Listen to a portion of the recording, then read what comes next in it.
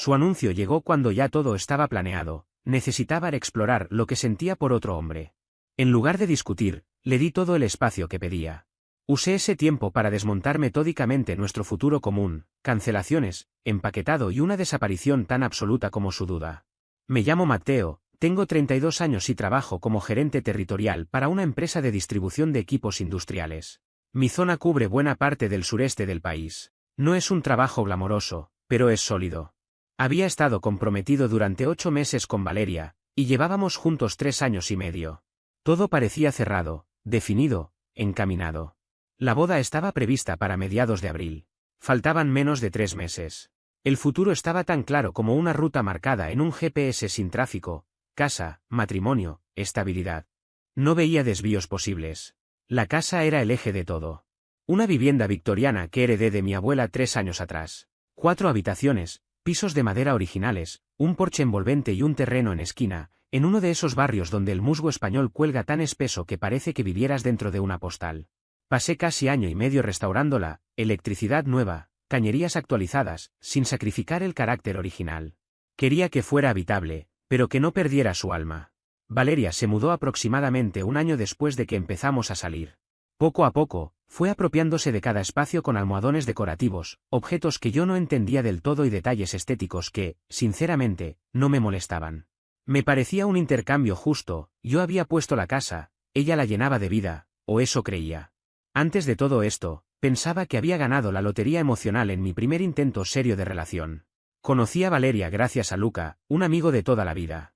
Nos conocemos desde la secundaria, desde la época en que nos dejábamos los dientes jugando Lecraus.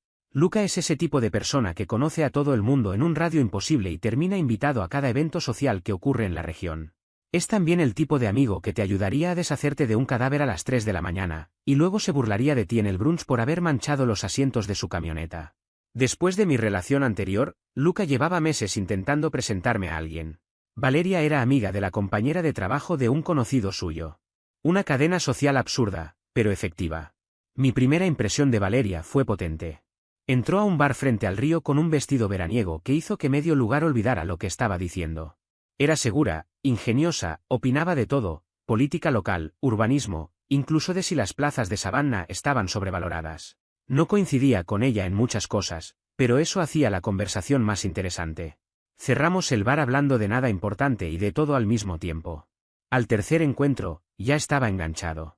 A los 6 meses, prácticamente vivía conmigo. Al tercer año, le propuse matrimonio. Hubo señales de advertencia. Las hubo. Simplemente decidí ignorarlas. Valeria había crecido siendo la bonita. Aprendió pronto que el encanto le conseguía cosas que otros lograban con esfuerzo. Cuando quería algo, sabía cómo presentarlo como lógico, razonable. Y cuando algo no salía como esperaba, la culpa nunca era suya, el universo estaba equivocado. En ese momento, lo confundí con confianza. Después entendí que no eran lo mismo. Su familia me aceptó rápido. Su madre, Martina, me escribía para pedirme recetas o preguntarme mi opinión antes incluso que a su hija.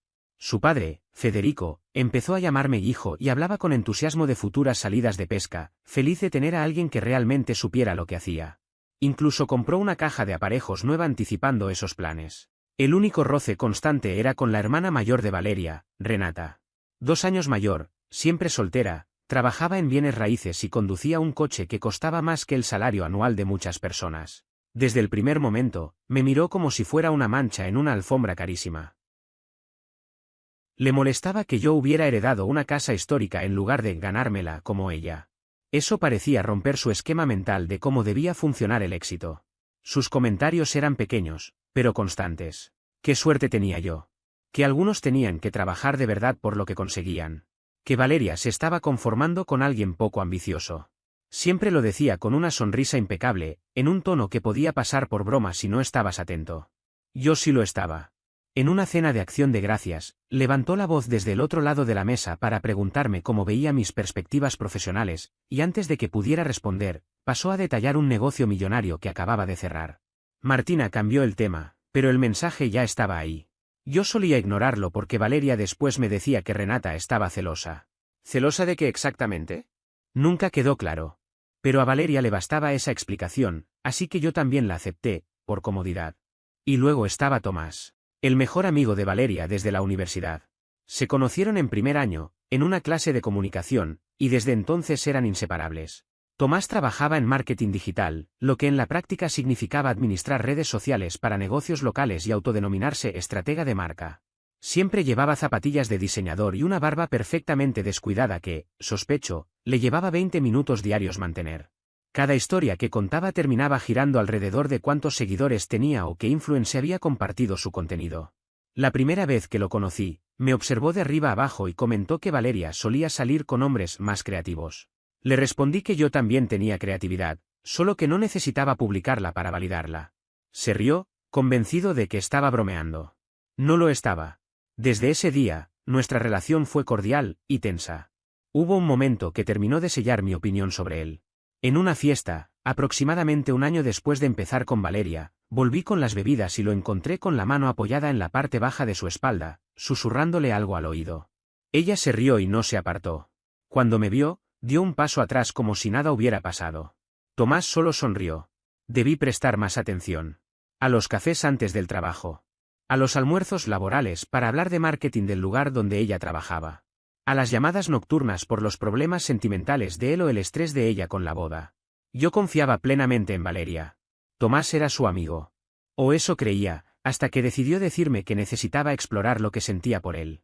Siempre creí en algo básico: los adultos pueden tener amistades platónicas con personas del sexo opuesto. Lo repetía como un mantra cada vez que notaba ciertos detalles que prefería ignorar. Una mirada que se extendía más de lo normal. Una mano apoyada en su brazo con demasiada familiaridad. Me decía que estaba exagerando, que era inseguridad mía, celos sin fundamento. Que estaba proyectando miedos donde no los había. Me equivoqué en absolutamente todo. Además de Luca y Franco, había otro amigo cercano en mi vida. Nos conocimos en mi primer trabajo después de la universidad, y sin exagerar, era una de las personas más graciosas que he conocido. Su humor era seco, casi invisible, ese tipo de ironía que no sabes si es una broma hasta que ya vas 3 frases tarde. Tenía la apariencia de un contador de mediana edad, pero hablaba como un comediante profesional haciendo rutinas sobre los pequeños horrores de la vida suburbana. Su divorcio, ocurrido unos 5 años atrás, le había enseñado a encontrar humor incluso en la catástrofe, y aplicaba esa filosofía a todo. Su exesposa lo había dejado por su instructor de yoga, así que había desarrollado una especie de radar infalible para detectar señales de alerta en relaciones ajenas. Desde el principio, él fue discretamente escéptico con Valeria. Nunca insistió ni intentó influirme, porque notaba que yo era feliz. Pero la noche previa a que todo se desmoronara, estábamos sentados en el porche de mi casa cuando hizo un comentario que hoy resuena con claridad incómoda. Dijo que Tomás tenía la energía de un perro Golden Retriever que había aprendido a usar LinkedIn. Me reí. Debería haberle prestado más atención. El sábado por la mañana comenzó como cualquier otro. Me levanté temprano para adelantar proyecciones trimestrales del trabajo. El café se enfriaba al lado del portátil mientras revisaba números. Alrededor de las 10, Valeria bajó las escaleras con una expresión que reconocí de inmediato, esa mezcla de incomodidad y fastidio de alguien que sabe que va a dar malas noticias, pero está molesto por tener que hacerlo. Se sentó frente a mí, en la misma mesa de la cocina donde habíamos planeado gran parte de nuestra boda, y dijo que necesitábamos hablar. Mi primera reacción fue pensar en estrés previo al matrimonio. La lista de invitados se había vuelto inmanejable. Su madre insistía en sumar parientes lejanos. El servicio de catering había aumentado los precios. Nada fuera de lo normal. Cerré el portátil y le presté toda mi atención, esperando discutir logística, mesas o algún contratiempo de último momento. Pero no era eso. Dijo que creía que necesitábamos tomarnos un descanso. No de la planificación de la boda. Un descanso de nosotros. Había estado reflexionando mucho. Antes de casarnos, necesitaba explorar algo, aclarar sentimientos, entender qué era lo que realmente quería antes de comprometerse para siempre. Le pregunté qué era exactamente lo que necesitaba explorar. Ahí mencionó a Tomás. El mismo que llevaba orbitando alrededor de ella como una luna desesperada desde hacía casi una década. Él finalmente le había confesado lo que sentía, y ella admitió que también tenía sentimientos. No era algo reciente, dijo. Llevaba meses creciendo. Según ella, solo necesitaba 1 o 2 meses para comprobar si aquello era real o si todo era producto del estrés previo a la boda. Me quedé en silencio, procesando lo que acababa de escuchar. Básicamente, quería que yo esperara mientras ella probaba una relación con otro hombre. Le pedí que lo aclarara. Confirmó que deseaba pausar nuestro compromiso para involucrarse con Tomás y luego decidir si quería volver conmigo. Asintió con la cabeza como si fuera la solicitud más razonable del mundo. Incluso dijo que esa era la forma madura de manejarlo. Que podría haberme engañado, pero estaba siendo honesta. Que existía una conexión que necesitaba resolver antes de caminar hacia el altar. Que no quería pasar el matrimonio preguntándose qué hubiera pasado. La audacia era casi admirable. Había logrado convencerse de que pedir permiso para ser infiel era moralmente superior a simplemente ser leal. Le pregunté desde cuándo venía pensando en esto. Admitió que llevaba meses. Dijo que Tomás entendía su lado creativo, apoyaba sus sueños, la hacía sentirse vista. Le recordé que yo había reconstruido una casa victoriana histórica para convertirla en su hogar ideal. Que había financiado la mayor parte de la boda. Que había reorganizado mi trabajo para acompañarla a cada reunión con proveedores, visitas a salones y pruebas de pastel. Me miró como si yo estuviera siendo irracional. Eso es práctico, dijo. Tomás está para mí emocionalmente. No es lo mismo. Ahí lo entendí todo. No se trataba de claridad ni de honestidad. Se trataba de tener una red de seguridad. Yo debía quedarme en la casa que era mía, sosteniendo la vida que habíamos construido, mientras ella evaluaba si Tomás era una mejora o una decepción. Y si no funcionaba, siempre podría volver al plan estable, el hombre con ingresos sólidos y una casa hermosa. Le dije que no. Se quedó genuinamente sorprendida. Le dije que no existían pausas. O nos casábamos, o se terminaba todo. Si quería explorar sus sentimientos por Tomás, era libre de hacerlo, pero nuestra relación se acababa. Le pedí que empacara sus cosas y se fuera antes de que terminara la semana. La sorpresa se transformó en ira en segundos. Me acusó de ser controlador, de no entender sus necesidades, de hacer todo girar en torno a mi ego. Dijo que eso demostraba por qué necesitaba espacio. Me levanté, salí de la cocina y subí a mi oficina. Tenía trabajo que hacer. Las proyecciones no se harían solas. La dejé abajo, despotricando sobre lo injusto que yo era. Una hora después subió, llorando, preguntando qué se suponía que debía hacer ahora. Le dije que eso ya no era mi problema. Dejó el anillo de compromiso sobre mi escritorio sin decir una palabra y se fue a preparar una maleta. El anillo permaneció ahí 3 días. Luego lo guardé en un cajón. 2 semanas después lo vendí a un joyero del centro. Recuperé cerca del 60% de lo que había pagado. Aún así, se sintió como una victoria. Valeria no se tomó mi decisión en serio al principio. Pensó que era una reacción dramática y que se me pasaría. Se fue a dormir a casa de Renata el sábado por la noche, seguramente esperando que el domingo yo la llamara para disculparme. No lo hice. En su lugar, escribí a Luca y Franco, preguntándoles si estaban libres para ayudarme con un proyecto. El domingo por la tarde comenzamos a empacar todas sus pertenencias. Cada almohadón decorativo, cada espejo innecesario, cada vela aromática, cada prenda de ropa. Luca llegó con su camioneta y cajas de mudanza. Franco apareció con pizza y comentarios constantes sobre las decisiones estéticas de Valeria. ¿Quién necesita tantas bandejas decorativas?, dijo mientras envolvía unas cerámicas colgadas en la pared. No sirven ni como platos. Son platos que fracasaron en ser platos. Encontró una caja con tarjetas que Tomás le había enviado a lo largo de los años. Cumpleaños, felicitaciones, mensajes de pensando en ti, todas firmadas con pequeños corazones. Franco leyó una en silencio y solo dijo, «Of», y la guardó sin más. Luca, en cambio, fue metódico. Recorrió cada habitación, empacando, etiquetando y asegurándose de que todo quedara claro y ordenado. Para entonces, ya no había dudas. Lo que había ignorado durante meses estaba ahora perfectamente empaquetado en cajas, listo para salir de mi casa y de mi vida. La eficiencia con la que todo se ejecutó tuvo algo de terapéutico, casi quirúrgico. No hubo gritos, portazos ni escenas innecesarias. No actué desde la rabia ni desde el impulso, simplemente seguí una secuencia de decisiones que, una vez tomadas, ya no admitían marcha atrás. Cada paso tenía un propósito claro y una consecuencia asumida. En cierto modo, ordenar lo externo me ayudó a ordenar lo interno. La primera reacción real de Valeria llegó el lunes por la mañana, cuando mandé a trasladar todas sus pertenencias de forma profesional a una unidad de almacenamiento al otro lado de la ciudad. No improvisé nada. Contraté una empresa especializada, hice un inventario básico y me aseguré de que todo quedara embalado de manera correcta. No por consideración hacia ella, sino por respeto a mí mismo y a la idea de cerrar las cosas sin dejar cabos sueltos. Ella apareció en la casa cerca del mediodía, convencida de que todo seguiría exactamente igual a como lo había dejado el sábado. Supongo que esperaba una conversación incómoda, quizá algunas disculpas tardías o una negociación emocional. En lugar de eso, se encontró con un armario completamente vacío, estantes del baño despejados y una cocina que ya no conservaba ningún rastro suyo. El silencio del lugar era distinto, más limpio. Sobre la encimera había una nota sencilla, escrita con calma, donde figuraban la dirección del depósito y el código de acceso. Para ese momento, el cerrajero ya había cambiado todas las cerraduras. Cada clic metálico había sonado definitivo. Antes de que alguien empiece a juzgar, me aseguré de actuar dentro de lo permitido. La propiedad estaba únicamente a mi nombre, tanto en papeles como en responsabilidades.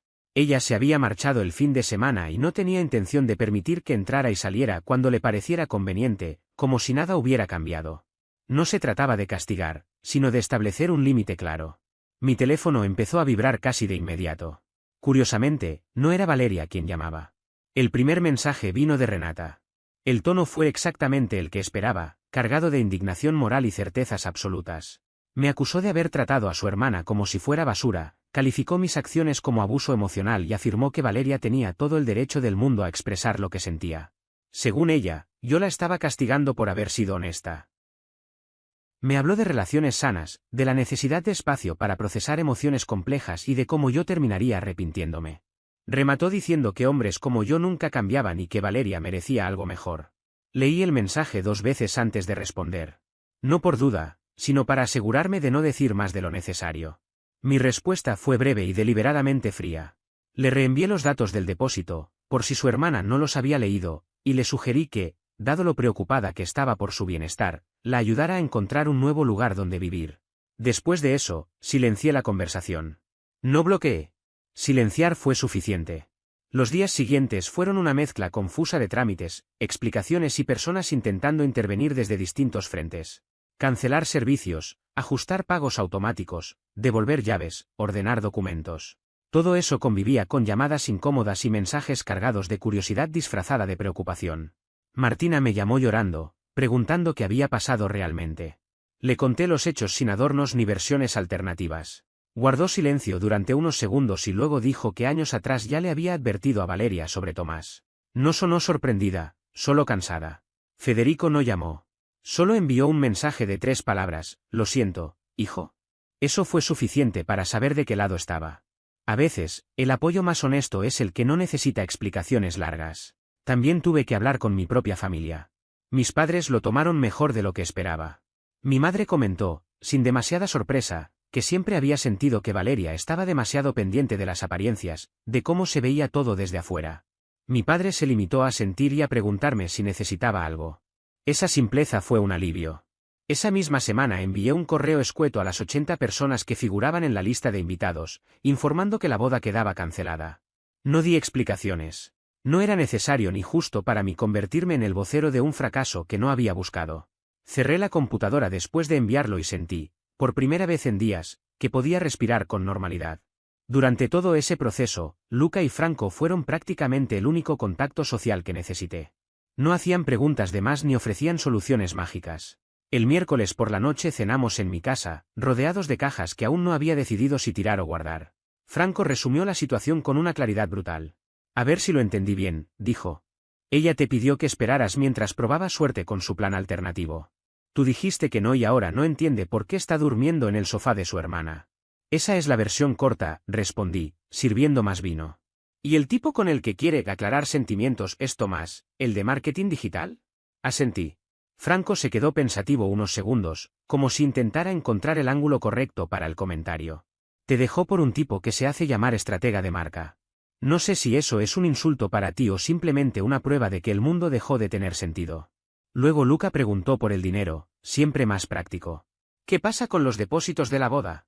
Ya había hecho las cuentas varias veces, como si los números pudieran cambiar por insistencia. Aproximadamente $8.000 en pagos no reembolsables, el lugar, el fotógrafo, la reserva del catering. Era una suma considerable, pero asumible. Prefiero perder eso, dije, que pasar los próximos 40 años preguntándome cuándo mi esposa va a necesitar otra pausa para explorar. Considéralo matrícula. Sale más barato que un divorcio. Para finales de la primera semana, Valeria ya había activado por completo a su red de apoyo. Renata empezó a publicar mensajes ambiguos en redes sociales sobre masculinidad tóxica y hombres incapaces de manejar mujeres emocionalmente inteligentes. Uno de los mensajes era una selfie de ambas con la frase «protegiendo a mi hermana de narcisistas», acompañada del hashtag sobreviviente, no víctima. No la bloqueé. Preferí observar en silencio. Tomás, por su parte, asumió el papel de novio ejemplar con una rapidez casi ensayada. Subía fotos de branches y sonrisas forzadas, hablando de conexiones profundas y de encontrar a la persona indicada cuando menos lo esperas. Todo parecía diseñado para ser visto, no vivido. Valeria pasó rápidamente de la negación al enojo. Empezó a contarle a cualquiera que quisiera escucharla que yo la había echado de la casa sin previo aviso por una simple conversación sobre sentimientos. La versión que circulaba entre amigos en común decía que ella solo había sugerido terapia de pareja y mejorar la comunicación, y que mi respuesta había sido mandar a sacar sus cosas mientras estaba trabajando. Una narrativa cómoda, limpia, sin contradicciones internas. No tenía nada que ver con la realidad, pero una vez que alguien decide asumir el rol de víctima, la verdad deja de importar. Lo entendí tarde, pero lo entendí. Luca me mantenía al tanto de cómo se movían las cosas en los círculos sociales que compartíamos. La mayoría se mantenía neutral, esperando ver cómo evolucionaba todo. Algunos se comunicaron en privado para mostrar su apoyo. Los que habían pasado tiempo con Tomás parecían menos sorprendidos de lo esperado. «Mira», me dijo Luca un día mientras lijábamos el casco de un viejo bote. Todo el mundo sabía que Tomás estaba detrás de Valeria desde hace años. Solo asumimos que ella nunca haría nada porque, sin ofender, el tipo es insoportable. Lo raro no es que desarrollara sentimientos. Lo raro es que dinamitara un compromiso para actuar sobre ellos. Trabajar en el bote me hizo bien. Era un proyecto simple y físico. Lijar, pintar, cambiar piezas, discutir sobre cómo restaurar la madera sin arruinarla. Problemas concretos, soluciones visibles. No dejaba espacio para pensamientos inútiles ni para reconstrucciones mentales del pasado. A veces Franco aparecía con sándwiches y comentarios innecesarios. Un sábado llegó con una actualización que no había pedido. «Pasé por la cafetería donde Valeria y Tomás hacen sus rituales matutinos», dijo. Él le mostraba algo en el teléfono con cara de genio incomprendido y ella sentía como si le estuviera explicando neurocirugía. Fue incómodo de ver, incluso desde la ventana. 2 semanas después de la ruptura, Valeria pidió pasar por la casa para recoger algunas cosas que, según ella, habían quedado fuera del embalaje. Acepté. Me pareció más fácil que discutir por mensajes interminables. Acordamos una hora concreta y dejé todo listo para que fuera rápido. Lo que no esperaba era que apareciera acompañada de Tomás, en calidad del apoyo emocional. Entraron a la cochera en su auto, un modelo elegante con placas personalizadas que incluían su usuario de redes sociales. Valeria bajó primero. Su incomodidad era evidente, como si recién entonces comprendiera que no todo se puede suavizar con palabras ajenas. Tomás se quedó un paso atrás, observando la casa con una mezcla de curiosidad y cautela, como alguien que no sabe si está entrando a un escenario o a una advertencia. Tomás fue el segundo en bajarse del auto. Su manera de moverse daba la impresión de alguien que entra a un edificio convencido de que pronto le pertenecerá. Vestía ropa deportiva de alta gama de pies a cabeza, de esas que cuestan más que el guardarropa laboral completo de la mayoría de las personas. Yo estaba apoyado en la baranda del porche cuando comenzaron a acercarse. Franco había pasado antes por la casa y en ese momento estaba dentro, buscando algo en la cocina. Ese detalle, aunque parecía menor, terminaría siendo relevante. «Hola, amigo», dijo Tomás, con un tono exageradamente cordial, como si fuéramos viejos conocidos reencontrándose. «Gracias por tomarte esto con calma. Sé que la situación es incómoda, pero somos adultos, ¿no? No hay resentimientos». Acto seguido, extendió la mano para saludarme. El gesto era tan absurdo como pretender cerrar un trato comercial cuando, en realidad, estaba allí para retirar las pertenencias de mi exprometida de mi propia casa. Observé su mano, luego su rostro, después a Valeria, y finalmente volví a mirarlo a los ojos. «No vas a entrar a mi casa», dije con calma. La seguridad de Tomás vaciló por un segundo. Su sonrisa se desdibujó y dejó caer la mano con torpeza. «Vamos, no exageres», respondió. «Solo estoy ayudando a Valeria con unas cajas. No es para tanto». «Lo que ocurre dentro de mi casa no es asunto tuyo», le contesté. «Puedes esperar junto al auto, como un valet obediente, o puedes irte. Tú eliges». Valeria intentó interceder de inmediato. «Matteo, no seas infantil. Tomás solo vino a ayudarme». «Puede ayudarse solo encontrando un lugar en la acera», repliqué. «Ahí estará perfecto». Eso fue suficiente para herir el orgullo de Tomás. Literalmente se infló, como si el aire le hubiera llenado el pecho. «Escucha», dijo, elevando la voz. «He tratado de manejar esto con madurez, pero ya basta.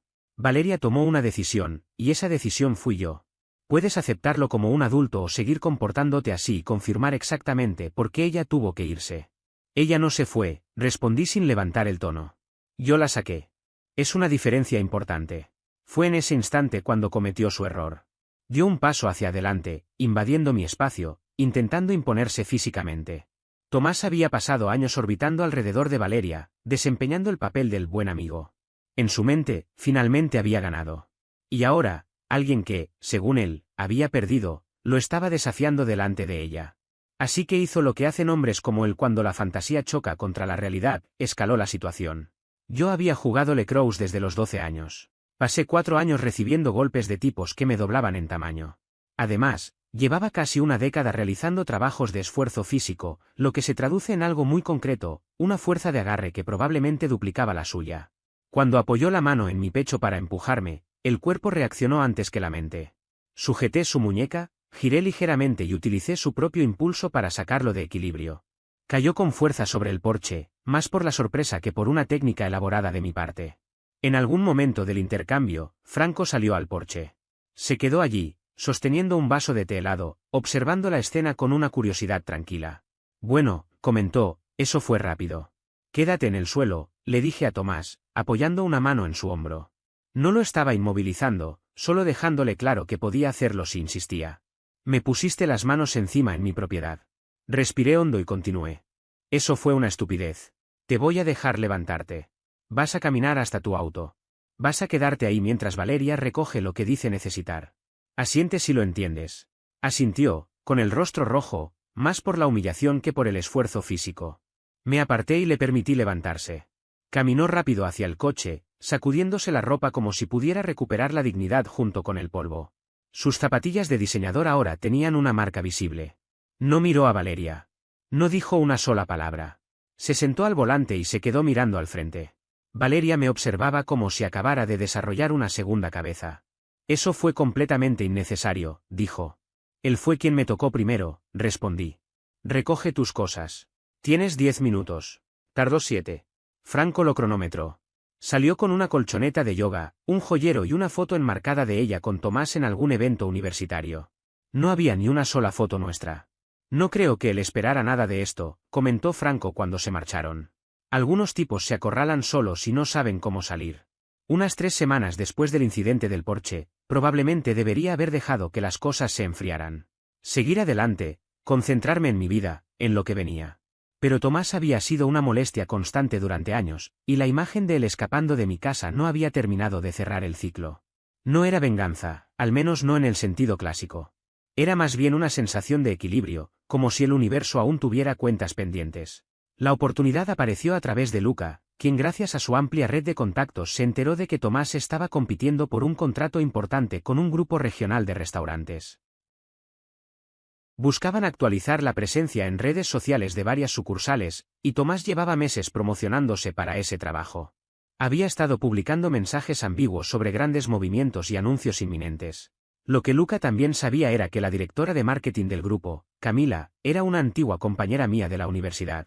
No éramos íntimos, pero manteníamos contacto esporádico, un café al año, una conversación honesta sobre la vida. Le envié un mensaje para ver si quería encontrarse. Para mi sorpresa, durante el café, fue Camila quien mencionó a Tomás primero. Estaba visiblemente frustrada. Desde el principio, las señales habían estado ahí, claras y persistentes, aunque en ese momento parecían fáciles de ignorar si uno no quería verlas. Él llevaba semanas retrasando la entrega del trabajo preliminar que ella le había solicitado con bastante claridad. Cada conversación terminaba de la misma forma, explicaciones largas, bien ensayadas, llenas de términos atractivos y promesas vagas, pero sin una sola acción concreta que respaldara todo ese discurso. Las propuestas que enviaba estaban cargadas de palabras de moda y frases diseñadas para impresionar, pero cuando uno las leía con atención, era evidente que faltaba sustancia. No había fechas firmes, no había objetivos medibles, no había un plan real. Y aún así, seguía empujando los plazos, justificándose con una agenda supuestamente saturada, mientras en paralelo se mostraba muy activo en redes sociales. Valeria me enseñó su teléfono una tarde, sentada frente a mí, con una mezcla de frustración y cansancio en la mirada. Abrió su Instagram y desplazó la pantalla con el pulgar. 3 publicaciones esa misma semana hablando de sacrificio, de trabajar sin descanso, de construir algo grande desde cero. Imágenes cuidadas, frases motivacionales, la estética exacta de alguien que quiere parecer imprescindible. Sin embargo, cuando revisó su correo, la bandeja seguía vacía. No había entregas, no había avances, no había nada. Para entonces, ella ya estaba bastante inclinada a no seguir adelante con él. No lo decía de forma explícita, pero se notaba en la forma en que hablaba del proyecto, con menos entusiasmo y más cautela. Fue en ese punto cuando mencioné el tema casi como quien deja caer un dato secundario, sin dramatismo. Le dije que conocía a Tomás por circunstancias personales, que recientemente había iniciado una relación con mi ex prometida mientras Valeria y yo aún estábamos comprometidos. Me aseguré de aclarar que no estaba intentando influir ni arruinar ninguna oportunidad. No era un ajuste de cuentas ni una advertencia emocional. Simplemente pensé que era justo que tuviera el panorama completo, considerando que todos nos movíamos en círculos similares y que, tarde o temprano, esa información podía salir a la luz de una forma menos amable. Camila escuchó sin interrumpirme. No mostró sorpresa exagerada ni incomodidad, simplemente asintió, con esa expresión de alguien que ya intuía que algo no encajaba del todo. Dijo que, para ella, el carácter de una persona siempre terminaba reflejándose en los proyectos a largo plazo. Que el talento importaba, pero la consistencia y la ética lo hacían aún más. Me agradeció la honestidad y la advertencia, y ahí quedó la conversación. Nunca supe si lo que dije fue decisivo o si solo reforzó una duda que ya venía creciendo desde antes. Probablemente fue lo segundo. Tomás llevaba tiempo saboteándose solo, acumulando promesas incumplidas y señales contradictorias, mucho antes de que yo abriera la boca. 2 semanas más tarde, sus propias redes sociales anunciaron que se tomaría un descanso del trabajo con clientes para enfocarse en su crecimiento personal. El mensaje estaba cuidadosamente redactado, casi inspirador. Los comentarios se llenaron de palabras de apoyo, corazones y mensajes alentadores de personas que no tenían idea de lo que realmente estaba ocurriendo detrás de escena. Pero la realidad no tardó en imponerse. Su estilo de vida siempre había sido costoso, o al menos así lo mostraba, y cuando ese contrato importante no se concretó, la imagen del profesional exitoso comenzó a resquebrajarse con rapidez. Empezó a aceptar trabajos más pequeños, menos visibles. Sus publicaciones se volvieron menos frecuentes, menos elaboradas. Y, casi al mismo tiempo, comenzó a tomar distancia de Valeria. No fue un corte brusco ni una ruptura inmediata. Fue un alejamiento lento, progresivo, casi imperceptible si uno no estaba atento. Yo solo me enteré por comentarios sueltos, por lo que se escuchaba entre conocidos. Menos fotos juntos en desayunos, menos apariciones públicas, más contenido individual hablando de disciplina, de reencontrarse con uno mismo, de seguir caminos personales. El mismo hombre que semanas antes escribía sobre conexiones profundas y vínculos intensos ahora publicaba reflexiones sobre la importancia de enfocarse en uno mismo antes que en cualquier relación. Valeria, que había roto su compromiso apostando por alguien que le prometía cercanía emocional y colaboración creativa, se encontraba ahora con una pareja demasiado ocupada intentando salvar su carrera como para ofrecerle cualquiera de las dos cosas. Para cualquiera que prestara un mínimo de atención, la ironía era evidente. Luca fue quien me dio la última actualización, unos 2 meses después de la ruptura. Tomás se había mudado de nuevo a Atlanta. Según le dijo a Valeria, necesitaba estar en un mercado más grande para acceder a mejores oportunidades profesionales. Le propuso intentar una relación a distancia, como una posibilidad abierta, casi como un trámite. No hizo falta preguntar mucho para entender el desenlace. No, ella no quiso. La relación había terminado. Di un sorbo a mi café y asentí en silencio cuando Luca terminó de hablar. La satisfacción que sentí fue discreta, contenida, pero real. No porque Valeria estuviera sufriendo, sino porque la fantasía que había elegido por encima de la vida que habíamos construido juntos se había derrumbado exactamente como imaginé que ocurriría, por su propio peso. 3 meses después de que Valeria se mudara, mi vida había alcanzado una estabilidad que no esperaba tan pronto. El trabajo marchaba bien, sin sobresaltos, y la casa volvía a sentirse como mía. Vendí la mayoría de los platos decorativos en una venta de garaje. Franco estuvo ahí todo el día, ayudándome a cargar cajas y bromeando sobre cuánto espacio se liberaba. Luca y yo terminamos la restauración del bote y empezamos a sacarlo al río casi todos los fines de semana.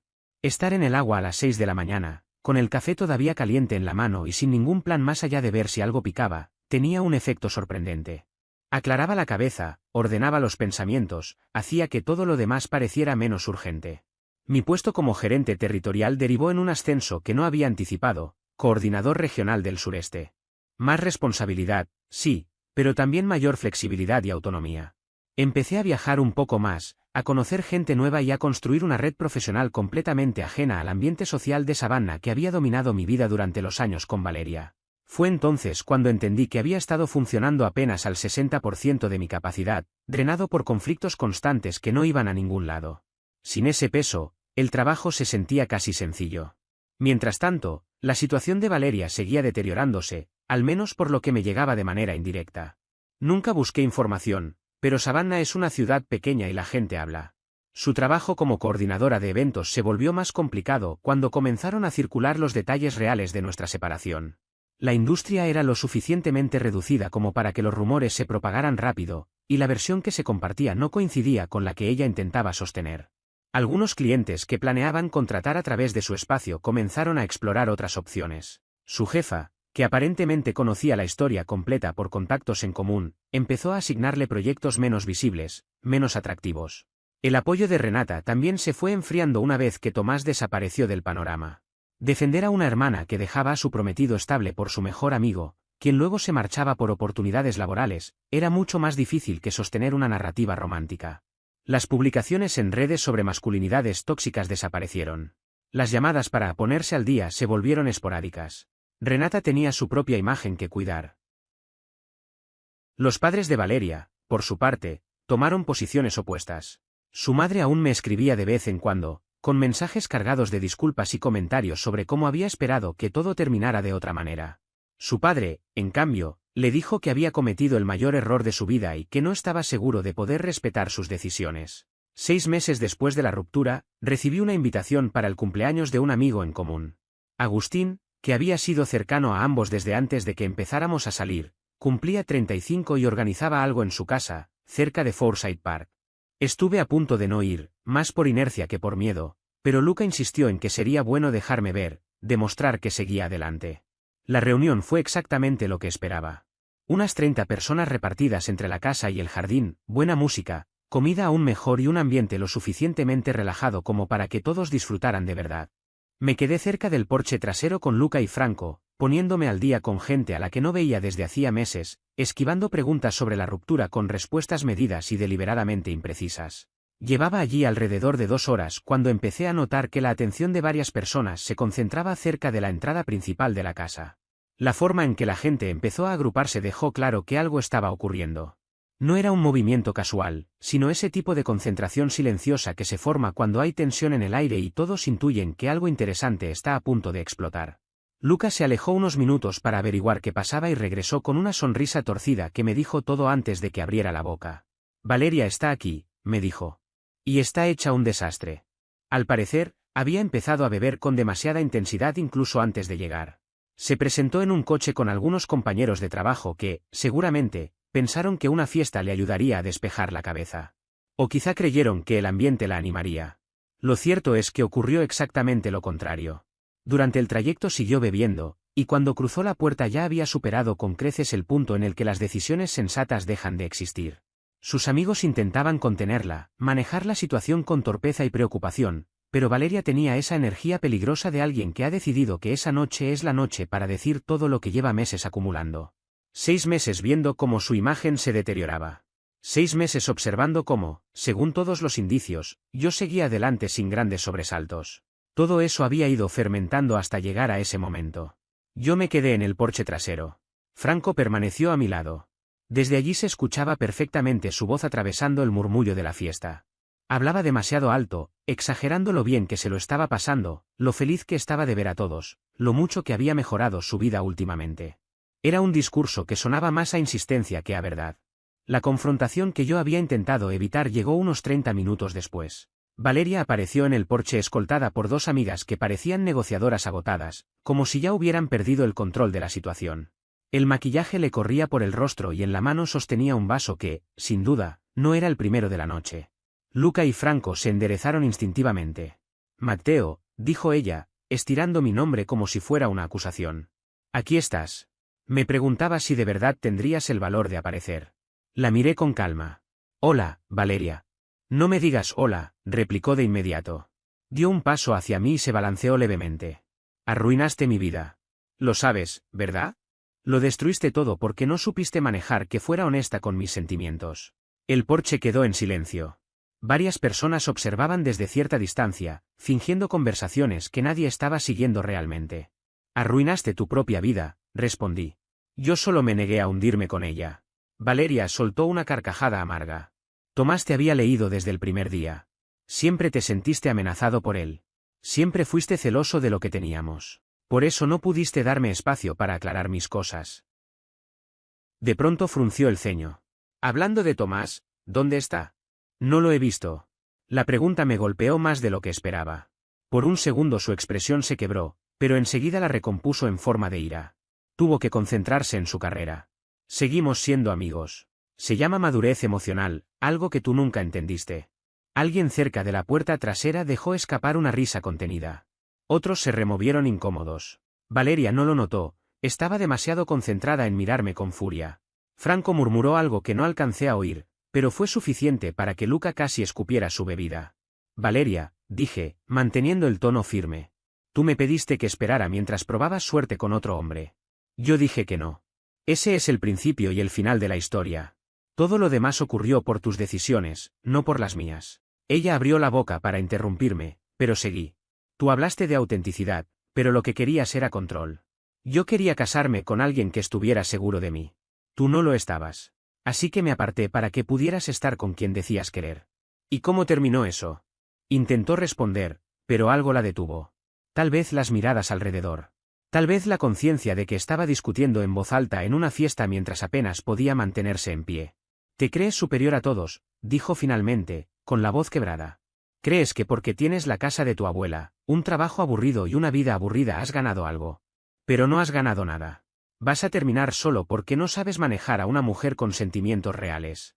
Me incorporé, dejando la baranda del porche. Voy a irme, le dije a Luca y a Franco. Ha sido una noche interesante. Pasé junto a Valeria rumbo a la reja lateral que daba a la calle. Ella me agarró del brazo. Me detuve, miré su mano y luego su rostro. Me soltó. Detrás de mí escuché a sus amigas intentando controlarla otra vez. Su voz se elevó cuando se dio cuenta de que me marchaba sin entrar en su juego. No te vayas, Matteo. Esto no ha terminado. Me debes una explicación por haber destruido todo lo nuestro. Me detuve en la reja y me giré por última vez. Nunca tuvimos todo, Valeria. Yo construí una vida y tú entraste en ella hasta que decidiste que merecías algo mejor. Resulta que ese mejor no existía. Y eso no es mi problema. Me fui. Más tarde, Luca me escribió. Valeria había seguido con su colapso durante casi una hora después de mi salida. Según me contó, había acorralado a Agustín para reprocharle que nos hubiera invitado a ambos. Agustín le respondió que había invitado a unas 30 personas y que no pensaba organizar su lista de invitados en función de su drama personal. Eso no cayó bien. Después discutió con otro invitado. Nadie supo exactamente cómo empezó, pero la situación escaló hasta que alguien le pidió que se marchara. Sus amigas lograron sacarla al exterior, aunque no antes de que terminara vomitando en el jardín delantero de Agustín. La historia circuló por nuestros círculos sociales durante los días siguientes. Valeria, que llevaba meses intentando controlar la narrativa sobre nuestra ruptura, había regalado a todos un recuerdo mucho más difícil de olvidar. La última información que me llegó sobre Valeria fue indirecta, a través de conocidos en común. Estaba evaluando mudarse, cambiar de entorno, empezar desde cero en un lugar donde nadie la conociera ni tuviera contexto de lo ocurrido. Un intento clásico de reinicio, nueva ciudad, nuevas caras, la esperanza de que el pasado no viaje en la maleta. No sentí rencor al saberlo. Tampoco satisfacción. Solo una distancia tranquila. Cada quien elige cómo huir de sus propios errores. En cuanto a Tomás, el rumbo que tomó fue tan errático como predecible. Escuché que había abandonado su proyecto anterior para sumarse a una de esas iniciativas que prometen reinventarlo todo con palabras rimbombantes y conceptos difíciles de explicar. Un giro más, otra etiqueta elegante para disimular que lo anterior no había dado resultados. No me sorprendió. Algunas personas confunden movimiento con avance. Mi vida, en cambio, no necesitó grandes reinvenciones. El barco que Luca y yo restauramos se vendió mejor de lo esperado, y ese éxito nos dio el impulso para empezar un segundo proyecto con más experiencia y menos ansiedad. Franco recibió un ascenso y celebró de manera sencilla, rodeado de gente que realmente estaba allí por él, no por lo que podía ofrecerles. Con el tiempo, mi círculo empezó a cambiar de forma natural. Nuevas personas aparecieron sin referencias al pasado, sin expectativas heredadas, sin historias preconcebidas. Gente que no necesitaba explicaciones ni versiones alternativas de los hechos. Simplemente estaban presentes. Algunas noches sigo sentándome en el porche, observando cómo el ruido de todo aquello se fue apagando. No porque yo lo forzara, sino porque dejó de tener espacio en mi vida. Y entonces entendí algo que antes me había costado aceptar, no perdí nada importante. Lo que se fue nunca fue sólido. No hubo un gran cierre ni una sensación épica de victoria. Solo estabilidad. Claridad. Una calma que no depende de nadie más. Y, curiosamente, eso terminó siendo mucho más valioso que cualquier discusión ganada.